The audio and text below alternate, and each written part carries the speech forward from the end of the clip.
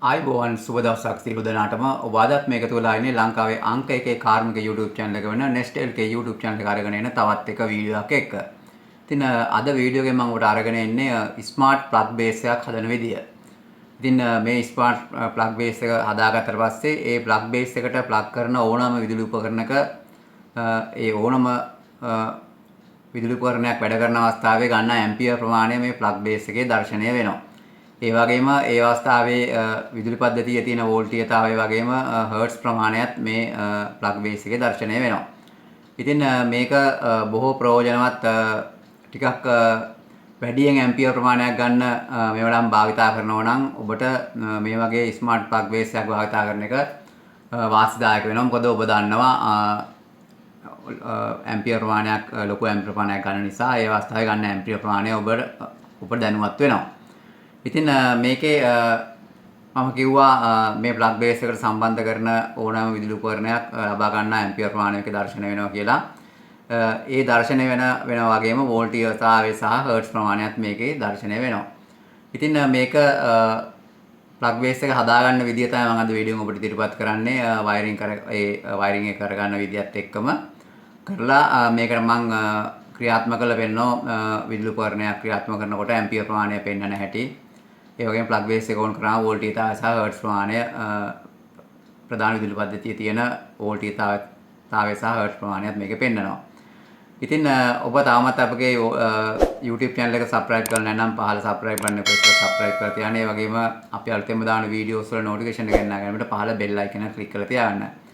ඒ වගේම යාළුවන් අතර අපේ වීඩියෝ ෂෙයා කරන්න, යාළුවන් දැනුවත් කරන්න නිතරම අපගේ YouTube නාලිකාවත් එක්ක රැඳී සිටින කෙනා ආරාධනා කරනවා. එහෙමනම් අපි යමු වීඩියෝ එකට.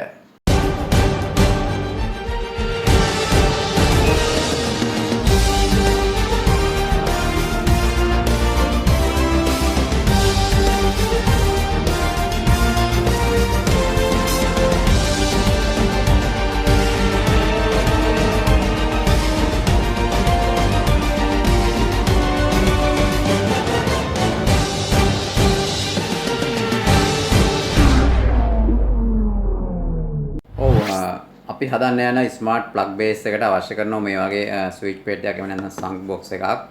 ඒ වගේම ඒකට මේ වගේ බ්ලැන්ක් ප්ලේට් එකක් අවශ්‍ය කරනවා. මේවා කඩේ මේ බ්ලැන්ක් ප්ලේට් ඉලෙක්ට්‍රිකල් ෂොප්ස් වල ගන්න තියෙනවා. ඊට පස්සේ අපිට අවශ්‍ය කරනවා මේ වගේ 13 ඇම්පියර් ප්ලග් බේස් එකක්. මේක ගොඩක් වෙලාවට ඉලෙක්ට්‍රොනික ෂොප් වල තියෙන්නේ. ඉලෙක්ට්‍රිකල් ෂොප් වල අඩුයි මේක තියෙනවා. ඉලෙක්ට්‍රොනික ෂොප් වල තමයි ගොඩක් දුරට තියෙන්නේ. ඉලෙක්ට්‍රිකල් ෂොප් වල මම නම් දැකලා නැහැ. ඉතින් මේක නමුත් මාකට් එකේ තියෙන අයිටම් එකක්. මේක පොඩ්ඩක් හෙව්වොත් ඔයගලන්ට මිලදී ගැනීමේ හැකියාව තියෙනවා. ඒ වගේම අපිට අවශ්‍ය කරනවා මේ වගේ 230 volts වෝල්ට් මීටර එක හර්ට්ස් ඒ වගේම ඇම්පියර් එක මනින්න පුළුවන් මීටර එකක් තියෙනවා මේ විදිහේ. මේකේ වෝල්ටේජ් එක මනින්න පුළුවන්, ඇම්පියර් ගාන මනින්න පුළුවන්, හර්ට්ස් ගාන මනින්න පුළුවන්. මේ තුනම මේකේ දක්වනවා එකවර. ඉතින් මේක වැඩ කරන විදිය මම ඔයගොල්ලන්ට වීඩියෝ එකේදී කියලා දෙන්නම්. ඉතින් මේ මීටර එකත් අපිට අවශ්‍ය කරනවා. මේක රුපියල් 900කට වගේ මිලදී ගැනීම හැකියාව තියෙනවා. ඉතින් මම ඊළඟට ඔයගොල්ලන්ට මේ මීටර එක වැඩ කරන හැටිත් එක්ක ඊට පස්සේ මේ ප්ලග් බේස් එක ස්මාර්ට් ප්ලග් බේස් එක හදන විදිය ඔයගොල්ලන්ට මම දැන් අරගෙන එන්නම්. මම බ්ලැන්ක් ප්ලේට් එක මේ ප්ලග් බේස් එක දාන්න පුළුවන් විදිහට කපාගෙන තියෙනවා මෙහෙම. ඒ වගේම මේ වෝල්ට් මීටර එක දාන්න පුළුවන් විදිහට මෙතනත් සිදුරක් දාගෙන තියෙනවා. සිදුරක් හදාගෙන තියෙනවා. ඒ වගේම මම ඔයගොල්ලන්ට කලින් කිව්වේ නැහැ ස්විච් එකක් දාන්න කියලා. මම ස්විච් එකක් දාන්නත් තීරණය කරා. ස්විච් එකටත් මේ විදිහට කොටසක් කපලා අයින් කරලා තියෙනවා. අපි ඉස්සෙල්ලාම මේ ප්ලග් බේස් එක මේකට දාගෙන ඉඳිමු. මේ විදිහට දාලා ඔයගොල්ලන්ට පේනවා මේ සයිඩ් එකේ මෙතන තියෙනවා කට්ටයක්. අන්න ඒ කට්ටේ වැටෙනකන් මෙහෙම තද කරාම ඒ කට්ටේට මේක තද වෙනවා. ඊට පස්සේ අපි මේ ස්විච් එක දාගෙන ඉඳිමු. මම ස්විච් එකත් දැම්මා. එන්න ස්විච් එක හරි. ඊට පස්සේ මේ වෝල්ට් මීටර එක දානකොට මේකේ මෙන්න මේ කොටස මෙතන ක්ලිප් එකක් තියෙනවා. මේ ක්ලිප් එකෙන් ගලවලා අයින් කරගන්න. මේ කොටස අපි පස්සේ හයි කරමු. මේ කොටස අපි වෝල්ට් මීටර එක මේ විදිහට දාලා මේක මේ විදිහට කරකවලා තද කර ගන්න ඕන. මේකේ ප්ලාස්ටික් නට් එකකුත් තියෙනවා ලැබිලා. අන්තිමට අපි ඒක දා ගන්න ඕන. මේ විදිහට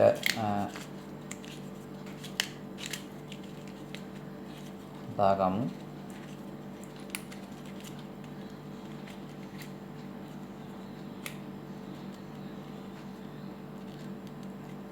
මේ ප්ලාස්ටික් නට් එකක් තියෙන වොෂර් එකක් එක්ක ඒ වොෂර් එක දාන්න ඉස්සෙල්ලාම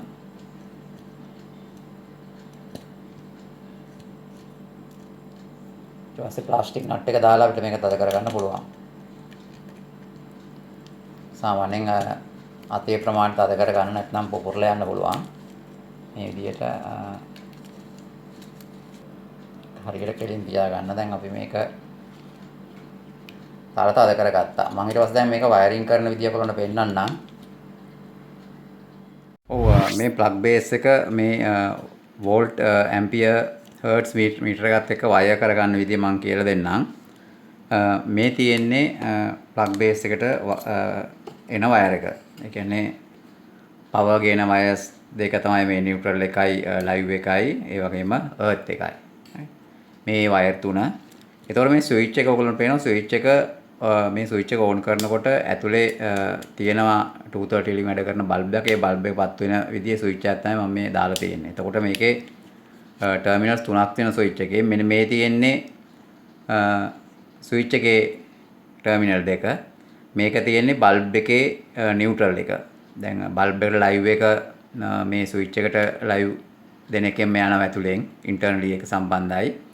අපි බල්බ් එකට ස්විච් එකේ තියෙන බල්බ් එකට නියුට්‍රල් එක සම්බන්ධ කරන්න. ඒ නියුට්‍රල් එක සම්බන්ධ කරන ටර්මිනල් එක තමයි මේ තියෙන්නේ. එතකොට අපි දැන් ඉස්සෙල්ලාම ස්විච් එකට ලයිව් එක සහ නියුට්‍රල් එක සම්බන්ධ කරගෙන ඉදිමු. මම ඉස්සෙල්ලාම ලයිව් එක සම්බන්ධ කරගෙන ඉන්නම් ස්විච් එකට.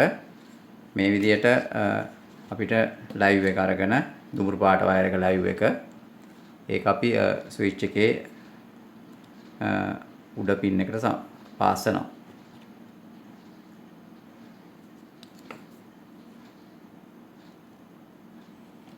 දැන් මම මේ විදිහට ස්විච් එකේ උඩ පින් එකට ඒක පෑස්සුවා.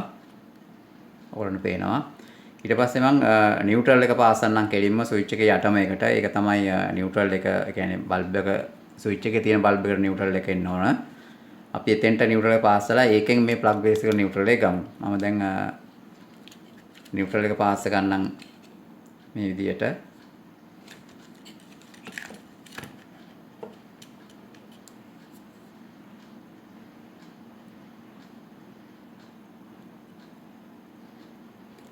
මම දැන් නියුට්‍රල් එකත් පාස් කරගත්තා. ඊට පස්සේ දැන් අපිට තියෙන්නේ මේ ස්විච් එකේ අවුට් එක තියෙන මැද. ඒකෙන් අපි ප්ලග් බේස් එකේ ලයිව් එකට දෙන්න ඕන. ඒ වගේම මෙතන ස්විච් එකට අවු නියුට්‍රල් එකටම තව වයර් එකක් පාස් කරලා ප්ලග් බේස් එකේ නියුට්‍රල් එකට දෙන්න ඕන. එතකොට අපි මේ වෝල්ට් මීටර එකටත් 230 වෝල්ට් දෙන්න ඕන. මෙන්න මෙතන ඔයගොල්ලන්ට පේනවා තියෙනවා ඇන දෙකක්. මේ දෙපැත්තෙන් වයර්ස් දෙක දාලා ඒක අද කරන්න පුළුවන්. වෝල්ට් මීටර එකටත් නියුට්‍රල් එකයි ලයිව් එකයි දෙකම අපි දෙන්න ඕන. මම දැන් ඒ ටික කරගෙන පෙන්නන්නම් ඕගොල්ලන්ට.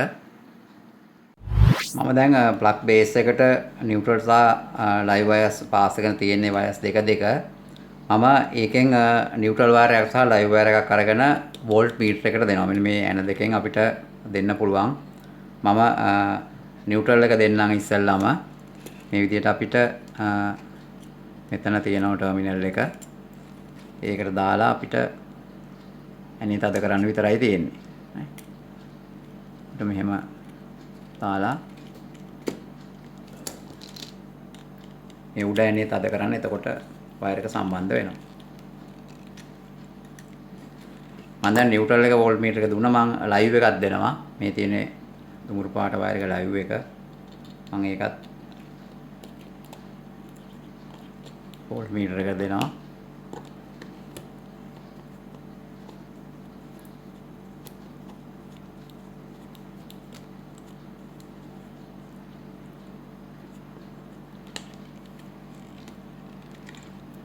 මම දැන් වෝල්ට් මීටර එකට නියුට්‍රල් එක ලයිව් එක දීලා තියෙනවා. ඔයගොල්ලන්ට පේනවා. දැන් මේ නියුට්‍රල් එකක් තව තියෙනවා. ඒ නියුට්‍රල් එක අපි ස්විච් එකට ආව නියුට්‍රල් එකේ දෙන්න පාස් ගන්න ඕන. මම දැන් එක පාස් කරන්නම්. අපිට මම දැන් නියුට්‍රල් එකත් පාස් කරලා තියෙනවා. දැන් ඔකට පරිපථය ඉතාම පැහැදිලි. මේ තියෙන්නේ පවර් එනවා S2 නියුට්‍රල් එක ලයිව් එක සහ නියුට්‍රල් එක. ඒකෙන් මෙතන ප්ලග් බේස් එකට සම්බන්ධ වෙලා තියෙනවා නියුට්‍රල් එක. ඒ නියුට්‍රල් එක ආපහු වෝල්ට් මීටරයට ගිහලා තියෙනවා. ඒ වගේම වෝල්ට් මීටර එකේ ලයිව් එකයි ප්ලග් බේස් එකේ ලයිව් එකයි එකතු කරලා තියෙනවා. ඒකට මම දිග වයරයක් දාලා තියෙනවා. මේ වයර් එක දෙන්න ඕන මේ ස්විච් එකේ මැද පින් එකට. කියන්නේ ස්විච් එකේ අවුට් එකට. නමුත් අපි ඒක ස්විච් අවුට් එකට නිකන් දීලා හරියන්නේ නැහැ. අපි වෝල්ට් මීටරේ මෙන්න මේ කොටස වෝල්ට් මීටරේ මෙන්න මේ කොටස අපි සම්බන්ධ කරන්න ඕන. මේක කරන්නේ මෙහෙමයි. මෙන්න මේ ලයිව් වයර් එක හරහා මේ රින් එක ඇතුලෙන් මෙහෙම දාන්න ඕන. මේ ඒක හරහා දාලා තමයි අපි මේ නියුට්‍රල් වයර් එක මේ ලයිව් වයර් එක පාස් කරන්න ඕන. ප්ලග් බේස් එකට යන ලයිව් වයර් එක ඇතුලෙන් මේ රින් එක දාන්න වෝල්ට් මීටර එකේ දාලා ඊට පස්සේ ස්විච් එකේ අවුට් එකට අපි පාස් කරන්න ඕන ඒ ලයිව් වයර් එක. මම ස්විච් එකේ අවුට් එකට ඒක පාස් කරනවා. එතකොට බොහෝ දුරට අපි මේකේ වැඩි ඉවරයි. අපි දැන් එර්ත් ටර්මිනල් එකට පාස් කරන්න ඕන. මම දැන් ස්විච් එකේ අවුට් එකට එක පෑස් උඩට පේනවා. ඉතින් මෙතන මැද එක. ඊට පස්සේ එර්ත් වයර් එකත් අපි පාස් ගන්න ඕන ප්ලග් බේස් එකේ එර්ත් එකට මෙතන මේකට පාස් ගන්න ඕන. අපි එර්ත් එකත් පාස් ගමු. එතකොට අපි මේකේ වැඩ ඉවරයි.